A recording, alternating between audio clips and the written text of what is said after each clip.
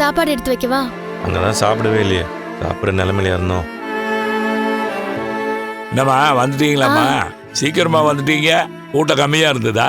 ஆஹா, அதெல்லாம் கூட்டம் நல்லாவே இருந்துச்சு மாமா. நிறைய பேர் வந்து வேடிக்கை பார்த்தாங்க. விசேஷம் எல்லாம் நல்லபடியா நடந்ததுல்ல? ரொம்ப நல்லா நடந்துச்சு மாமா. அதுவும் இவருக்கு கிடைச்ச மரியாதை இருக்கே, அப்படியே ராஜ மரியாதை. செல்வானனோட சொந்தக்காரங்கலாம் இவரை ரொம்ப நல்லா கவனிச்சாங்க. என்ன இருக்காதா? ரெண்டு பேரும் க்ளோஸ் ஃப்ரெண்ட் இல்ல?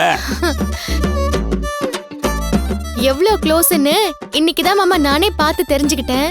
அப்படியே எல்லாரும் இவரை கட்டி புடிச்சு பாசத்தை பொழிஞ்சிட்டாங்க. பரவாயில்லையே, எல்லாம் சொந்தக்காரர்களே இப்படியெல்லாம் நடந்துக்க மாட்டாங்க. இதுதான் நட்புக்கான மரியாதைங்கிறது. செல்வமும் முத்து சின்ன வயசுல இருந்தே பழகுறாங்கல்ல.